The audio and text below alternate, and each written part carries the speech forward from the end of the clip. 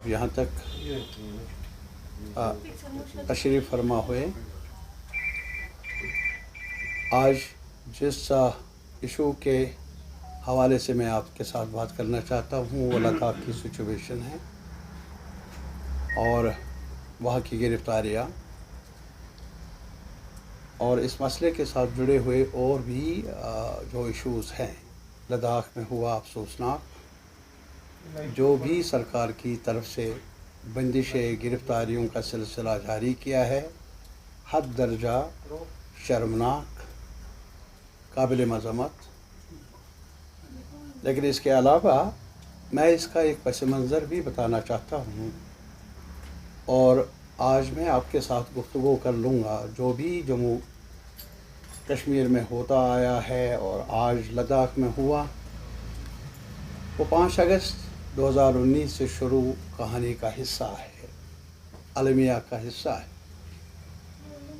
मैं आपके सामने ये किताबचा जो है रीऑर्गेनाइजेशन एक्ट के नाम से जो ये कानून बनाया गया, गौर से आप देख लें, पढ़ लें, इसको मुताला कर लें। जो भी आज लद्दाख में हो रहा है, सोर्स जो है वो यही एक्ट जो जम्मू कश्मीर में हो रहा है, होता रहा है 5 अगस्त 2019 के बाद, वो इस सबसे ज़्यादा इस एक्ट की वजह से हुआ है। 5 अगस्त को जहाँ 370 जो एक हिस्टोरिकल बॉन्ड ऑफ रिलेशनशिप है between the people of Jammu Kashmir, Ladakh and the union of India, उस पर असॉल्ट है। लेकिन इसके अलावा जो दूसरा कानून वज़ा किया गया, मैं जिस पर मरकूज़ कर लूँगा अपनी बातचीत आपके साथ, वो है ये रीऑर्गेनाइजेशन एक्ट। क्या है ये रीऑर्गेनाइजेशन एक्ट? हमने तब भी कहा, आज फिर दोहराएंगे, रीऑर्गेनाइजेशन के नाम पर ये डिसरप्शन है हमारे रिश्तों की, ये डिसरप्शन है हमारे एक साथ मिलकर अपने तकदीर को, अपने मामलात को, अपने एजेंडे को उस्तवार करने के अमल में। और जैसा कि आज तक हम जानते आए हैं, मानते आए हैं कि जहाँ तक हिंदुस्तान का ताल्लुक़ है, मुल्क का, इसकी सबसे बड़ी जो ताकत है वो इसकी एडमिनिस्ट्रेशन नहीं, इसकी फ़ौज नहीं, इसकी सरहदें नहीं, सबसे बड़ी ताकत इस बड़े मुल्क की है, वो है यूनिटी इन डाइवर्सिटी। आज भी आप देख लीजिए कि भिन्न भिन्न ज़बान बोलने वाले लोग, भिन्न भिन्न कल्चरल आइडेंटिटीज़ रखने वाले लोग, भिन्न भिन्न रस्म रवाज को अपनाने वाले लोग, भिन्न भिन्न अकायद के लिहाज से, कोई हिंदू है, मुसलमान है, सिख है, कोई बुद्ध है, पारसी है, और फिर मुख्तलिफ़ कम्युनिटीज़ में, हिंदूज़ में कोई ब्राह्मण है, कोई दलित है, लेकिन एक साथ मिलकर उन्होंने फैसला लिया है कि हम एक साथ ज़िंदगी मिलकर तय कर लेंगे, जिसे रिपब्लिक के नाम से जाना जाता है। और जम्मू कश्मीर की भी तारीख़ अपनी है। जम्मू की तारीख़ अलग, लेह की, लद्दाख की, बल्तिस्तान की अलग तारीख़ है, कश्मीर की तारीख़ अलग है। लेकिन साझा फैसला लिया गया एक दौर में जबकि जम्मू को, कश्मीर को, लद्दाख को एक साथ मिलाया गया। कुछ लोग कहते हैं डोगरा रूल में, जो भी हो, और तब से लेकर आज तक, 47 से लेकर आज तक और उससे पहले भी ख़ास तौर पर जम्मू कश्मीर इस सफ़र में गामज़न रहे, यहाँ के लोग एक साथ कंधे से कंधा मिलाकर। और स्ट्रेंथ क्या है? हमने कई बार कहा कि हमारी स्ट्रेंथ यही है कि जम्मू कश्मीर का हिस्सा है, कश्मीर जम्मू का अंग है, लद्दाख दोनों का अंग है, करगिल और लेह एक आइडेंटिटी है लद्दाख की। ये सब कुछ हमने बाज़ाबिता जानकर किया और आज तक तारीख़ के अवराक़ गवाह हैं। हमने ये सफ़र कई मुश्किलात के बावजूद, उतार चढ़ाव के बावजूद ये सफ़र आगे बढ़ाया, मेल जोल रखा और उसमें एक दिलचस्पी रही है डोगरा आवाम की, कश्मीरी आवाम की और लद्दाखी आवाम की।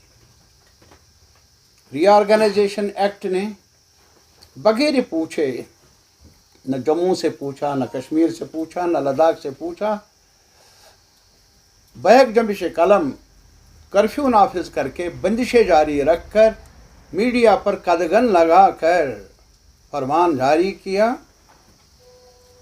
जम्मू कश्मीर को डाउनग्रेड किया, हिस्टोरिक स्टेट। डोगरा राज का सबसे अगर कोई पॉजिटिव कदम करार दिया जाता है वो यही है कि जम्मू कश्मीर की स्टेट को वजूद में लाया। बैक जंबिश कलम उस स्टेट को डाउनग्रेड किया, इसका दर्जा गिरा दिया, 2 यूनियन टेरिटरीज बना दी। यानी पहले एक स्टेट थी,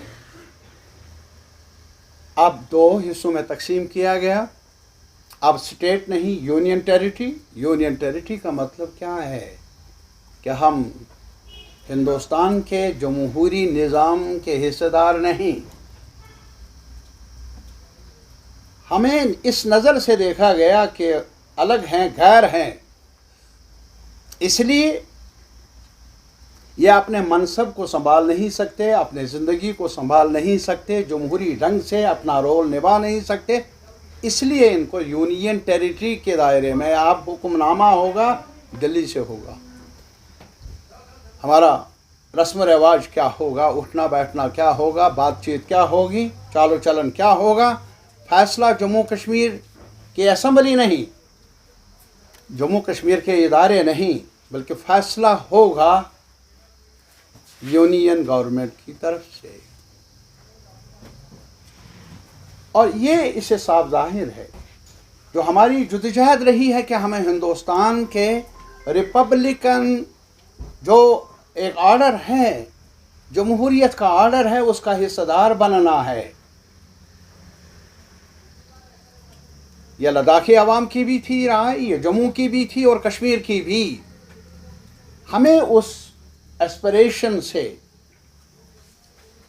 एस्पिरेशन को कलअदम करार दिया गया। जमहूरियत के बजाय हमें दिल्ली की फरमान के ताबे रखा गया, और वो भी हमें जोड़कर नहीं बल्कि हमें तोड़कर। इनका दावा रहा जम्मू कश्मीर में अलगाववाद है, तोड़ फोड़ है, इसलिए हमारी कोशिश है इसको मुल्क के साथ मिलाना, इंटीग्रेट करना। लेकिन इंटीग्रेट करना इसलिए नहीं कि जम्मू को बाइख्तियार बनाया जाए, कश्मीर को बाइख्तियार बनाया जाए, लद्दाख को बाइख्तियार बनाया जाए और राइट्स दिए जाए जो आज तक नहीं रहे हैं उनके पास। ऐसा नहीं किया गया, बल्कि बेइख्तियार बना दिया गया। जो रही सही कसर रही है, जो कुछ राइट्स मिले थे बैक जंबिश कलम, उनको भी कलअदम करार दिया गया। कश्मीर के साथ क्या होता आया हमारे सामने है, हमारे अवाम के सामने है, मुल्क के अवाम के सामने है। मेरे नज़र में अगर सबसे ज़्यादा हमारी तारीख में 47 के बाद कई वारदातें हुई हैं, नो डाउट, गैर जमहूरी इक़दाम भी उठाए गए गवर्नमेंट ऑफ इंडिया की तरफ से, व्हिचएवर गवर्नमेंट, लेकिन इस सरकार ने पूरा अपना जो पुराना रिकॉर्ड वो मात कर दिया। जो भी काले कवानीन हैं नाफिज किए, जो भी हमने अचीव किया उसको कलअदम करार दिया। अब इस नाम पर लद्दाख के साथ इम्तियाज़ हो रहा था तो उनको अलग यूनियन टेरिटरी में, पता नहीं कल जम्मू के बारे में भी क्या कहेंगे, लेकिन मैं आज आपकी वसातत से कहना चाहता हूं पूरे मुल्क को, जो भी इन्होंने किया, इस सरकार ने किया, रीऑर्गेनाइजेशन एक्ट के नाम पर तोड़फोड़ किया रियासत को, वो मुल्क के मुफाद में नहीं, वो जमहूरी निज़ाम के हक में नहीं। ये नाइंसाफ़ी सिर्फ हमारे साथ नहीं, जो हमने पहले भी कहा था कि कोई मिठाई ना बांटे, जो फैसला लिया मरकजी सरकार ने, कल उनको भी शायद तजर्बे की बुनियाद पर समझना पड़ेगा। जो हुआ वो गलत हुआ। आज लाठियां बरस रही है लद्दाख के अवाम पर। आज वहाँ के ह्यूमन राइट्स, एनवायरमेंटलिस्ट जो पुरअमन जद्दोजहद के कायल रहे हैं, और इशूज़ है क्या, वो क्या मांग कर रहे हैं?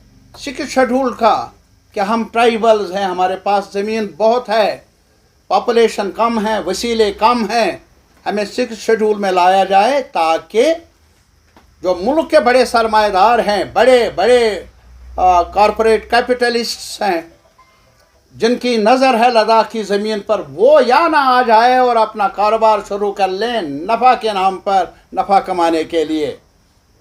ज़मीन हमारी है और इस पर अधिकार रहना चाहिए लद्दाखी अवाम का। और फिर उनकी ये भी डिमांड है, इसमें लिखा गया है कि रीऑर्गेनाइजेशन एक्ट में जम्मू कश्मीर को असेंबली होगी, लेकिन लद्दाख को नहीं। आखिर क्यों? हमने तब भी सवाल किया था, PAGD की तरफ से हमने कई बार ये दोहराया।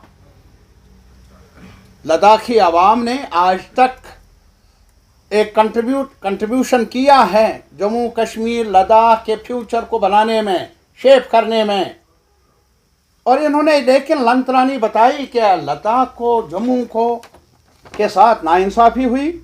मैं आपको बताना चाहूँगा, आज भी अगर आप रिकॉर्ड देख लें, वो रिकॉर्ड क्या बता रहा है कि जम्मू जहाँ 43% पॉपुलेशन है, उनको 43% शेयर भी था लेजिस्लेचर में।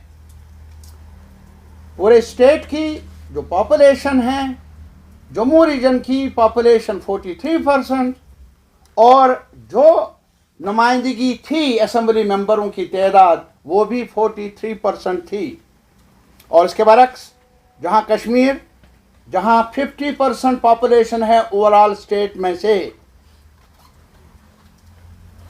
कश्मीर को 53% नुमाइंदगी थी, आबादी थी 55%, जबकि रेशो था नुमाइंदगी का 53%। और लद्दाख को, जिनको पॉपुलेशन थी 2%, लेकिन असेंबली में नुमाइंदगी थी 4%। तो ये वावेला भी जो किया गया, जो प्रचार किया गया पूरे मुल्क में, वो सही नहीं।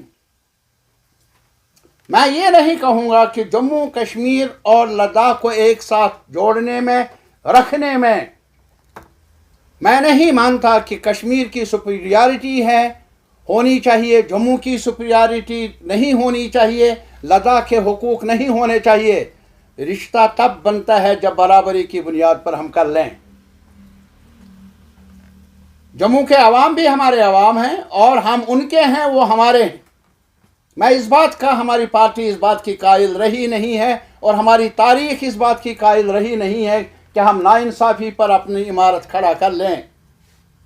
लद्दाख के अवाम भी वही हक रखते हैं जो कश्मीर के अवाम, जम्मू के अवाम। और इसी वजह से हमने बार बार ये कहा था, जहाँ जम्मू कश्मीर को जो बॉन्ड ऑफ रिलेशनशिप तय हुआ है between the union leadership and the Jammu and Kashmir leadership, the then leadership, जिसको वज़ा किया गया था कॉन्स्टिट्यूएंट असेंबली ने, जिसको रेटिफाई किया था जम्मू कश्मीर की कॉन्स्टिट्यूएंट असेंबली ने, उसको इरोड किया गया, कमज़ोर किया गया था। और बैक जंबिश कलम इस सरकार ने 5 अगस्त उसको बुनियाद से ही ख़त्म किया। हम मानते थे, हमारा मानना आज भी है, उसको रेस्टोर कर लो उसी शक्ल में जिस शक्ल में आईन ने उसको वज़ा किया था, कानून ने वज़ा किया था। और फिर ये जो जम्मू कश्मीर लद्दाख, ये कश्मीर को ऑटोनॉमी देने का सवाल नहीं है, इसमें पूरे हकदार रहने चाहिए, पूरे हकदार होंगे जम्मू के अवाम, लद्दाख के अवाम। ये सफ़र एक साथ मिलकर तय करने का मतलब ये नहीं है कोई नीचे है कोई ऊपर है, हम इस बात के कायल नहीं। और हमने बार बार, यहाँ बलराजपुरी साहब भी थे जम्मू के, और भी कई लोग हैं, बहुत सारे लोग हैं, ग्रुप्स हैं, बल्कि पॉलिटिकल पार्टीज, नेशनल कॉन्फ्रेंस है, पीडीपी है, बाकी लोगों ने ये माना, एक कांग्रेस ने एक साथ मान लिया था कि यहाँ जहाँ ऑटोनॉमी का सवाल है पूरे जम्मू कश्मीर को, वहाँ रीजनल ऑटोनॉमी भी होनी चाहिए, ताकि रीजनल एस्पिरेशंस का भी एक डिफेंस मिले, जम्मू को भी लद्दाख को भी। तो इस वजह से ये हमारा इरादा रहा है। कमियां रही होंगी, मैं नहीं मानता कमियां नहीं रही है, कमियों को दूर करना है, लेकिन ये कहेंगे कि जो भी बुनियादें ढाली गई हैं रिश्तों की, उन्हीं रिश्तों को मिसमार किया जाए, बुनियादों को ही ख़त्म किया जाए। वो सौदा पहले भी मंजूर नहीं था हमें, आज भी, और आज ये सबक है हमारे लिए। लद्दाख के साथ जो हो रहा है वो हद दर्जा नाइंसाफ़ी है। ये कभी मैंने सुना नहीं। जो वांगचुक साहब है, उन्होंने क्वेश्चन किया होगा सॉवरेनिटी ऑफ इंडिया, उन्होंने इस पर सवाल खड़ा नहीं किया। फिर नेशनल सिक्योरिटी को क्या खतरा, फिर जोधपुर जेल क्यों?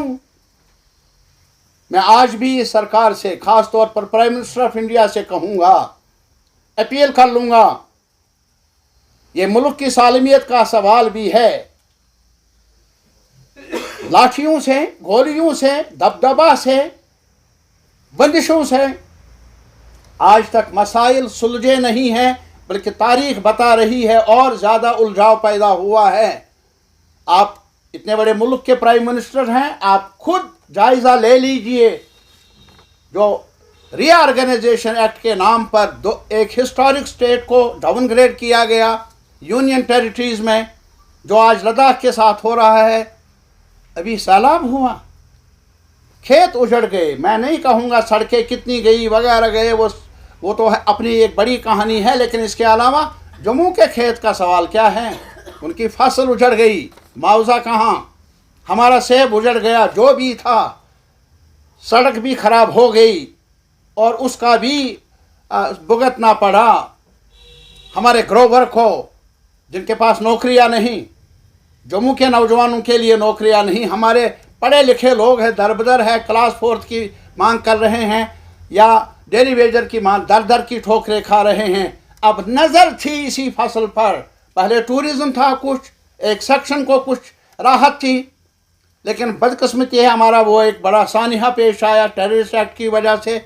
लेकिन उसके बाद भी आज भी आप हैरान होंगे, अभी भी हमारे टूरिस्ट डेस्टिनेशन है बड़गाम में और जगहों पर, उनको आज भी बंद रखा गया है, ताकि लोकल लोग ही वहाँ जाते। लोकल लोगों के लिए भी बंदिशें हैं। तो कहने का ये मतलब, ये जद्दोजहद हमारी मुश्तरका है। हम डिग्निफाइड लाइफ चाहते हैं। लद्दाख के लोग, जम्मू के लोग, कश्मीर के लोग एक साथ मिलकर एक दूसरे को कंधा देंगे। आज मैं यहाँ आपके सामने ये बात रख रहा हूँ, जो लेह के साथ हो रहा है, वहाँ की लीडरशिप के साथ हो रहा है, हम उसकी मजम्मत करते हैं, मुतालबा करते हैं कि ये रास्ता कभी रास आया नहीं कश्मीर को, ये रास्ता जुल्म जबर का रास आएगा नहीं लद्दाख, लेह करगिल को, जम्मू को। हम मांग करते हैं कि इसके बरक्स चाहिए मरकज़ी सरकार को कि वह बातचीत कर ले उनके साथ, मसाइल को सुलझाने का वही ढंग है। हमारे मुल्क ने दूसरे ममालिक को भी ये एक मॉडल पेश किया था कि बातचीत के ज़रिए हम मसाइल का हल ढूंढते हैं, टकराव के ज़रिए नहीं। आज टकराव का इंस्ट्रूमेंट साबित हुआ है मुल्क के मुफाद के ख़िलाफ़। इससे सलामती को ख़तरा होता है। लद्दाख का जो एजिटेशन है वो यही है कि हमें जॉब गारंटी चाहिए। वो यही चाहते हैं हमें ज़मीन पर हमारा अधिकार रहना चाहिए। वो चाहते हैं कि हमें भी असेंबली हो, लेकिन मैं ये चाहूँगा कि ये जो रीऑर्गेनाइजेशन एक्ट जो सोर्स है, जिन्होंने हमारी परेशानियों को, आज भी हमने इलेक्शन लड़ा और इलेक्शन लड़ा धूमधाम से। पहले कहा जाता था ये बाइकआउट करते हैं, और आज इतना लोगों ने बड़े जज्बात के साथ शमूलियत की। क्या हाल है इस मैंडेट का? कितनी बार वादा किया है कि स्टेट देंगे, इसमें भी स्टेट का दर्जा है, इसमें इस एक्ट में भी। मौलवी साहब ये एक्ट देख लो, ये फरमान देख लो, ये फरमान वापस लो। इसमें लिखा भी गया था जम्मू कश्मीर को स्टेट का दर्जा। क्यों आप शर्मिंदा कर रहे हैं हमें? 1 साल हुआ चुनाव हुए, अभी तक बिजनेस रूल्स भी उनका फैसला भी नहीं हुआ कि सरकार चलानी है किस कायदे के मुताबिक चलानी है, वो भी तय नहीं हुआ 1 साल में। और हम अपने आवाम को क्या बताएंगे अगर वो मायूस हैं? हक बजानिब है। अगर कल नाराज़गी पैदा हो जाए, हक बजानिब है। लेकिन मैं एक बाखबर करना चाहता हूँ अहले इक़्तिदार को, अगर उनकी परेशानियों में इजाफा हो, वो मुझसे नाराज़ हो जाए, मुझे मंजूर है, लेकिन कल वो मेरा गिरेबान ही नहीं, दिल्ली के हुक्मरानों का भी गिरेबान पकड़ने की सलाहियत रखते हैं। ना हो ऐसा। मैं अपील करना चाहता हूं प्राइम मिनिस्टर ऑफ इंडिया से, वो खुद जायजा ले हालात का, और जो वादे किए गए हैं जम्मू कश्मीर के अवाम के साथ उनको निभाए, ज़्यादा देर ना लगाए। बहुत बहुत शुक्रिया।